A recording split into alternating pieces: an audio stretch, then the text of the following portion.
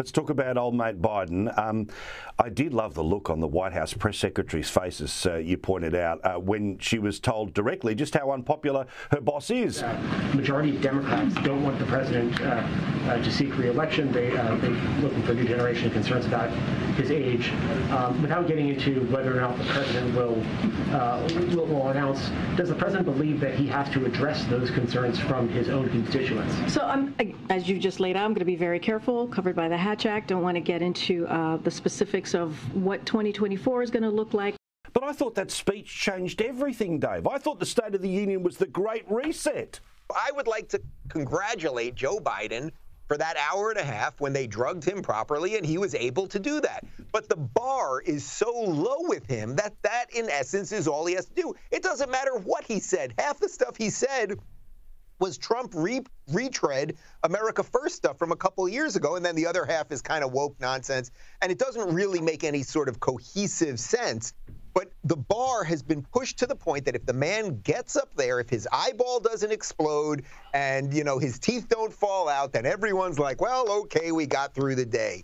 So I was not very impressed, obviously. And if the best we can do is roll out an 81-year-old and, we're excited because he didn't pass out, well, all right. Also, let's talk here about the balloon. Can we both agree? The alien thing is rubbish, right? The alien thing is garbage. Why people are talking about it? Charlie Kirk said the weirdest thing the other day, that it was a false flag operation so everyone can go back down into lockdown.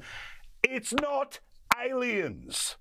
Could this all just be a false flag operation to fake an alien invasion or fake a UFO hysteria crisis to try to justify more power lockdowns control? These are all rational questions.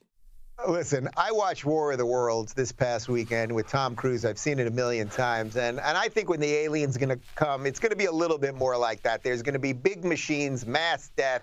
There isn't going to be this slow motion, oh, here's a balloon first, we'll see you in a couple weeks kind of thing.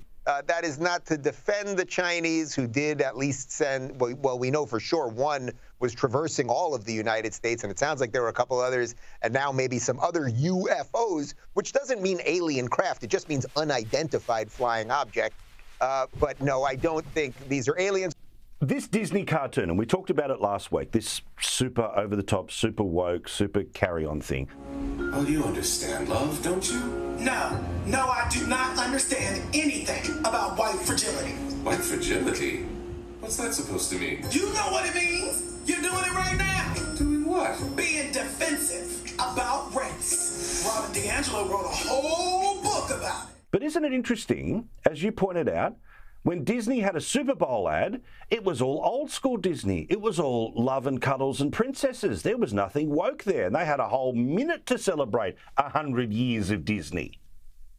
Yeah, it's really fascinating. So for folks that don't know the full story on this, they're putting out all this crazy woke programming now about Black Lives Matter. And then they put during the Super Bowl, it's about $10 million for a minute commercial. They decided to put, the 100 years of Disney of what they've been doing, and there's none of the woke stuff. It's all the stuff that we used to love, Mickey Mouse and Cinderella and Pinocchio and Peter Pan, et cetera, et cetera. There's none of that stuff, and that really shows you that actually the guy who we've mentioned a couple times here, Ron DeSantis, what he's done here in Florida by fighting Disney worked, because they are now trying to rebrand as old Disney. So clearly they are trying to disconnect the woke stuff that is now, people say Disney, you think about all the crazy woke stuff and the gender stuff.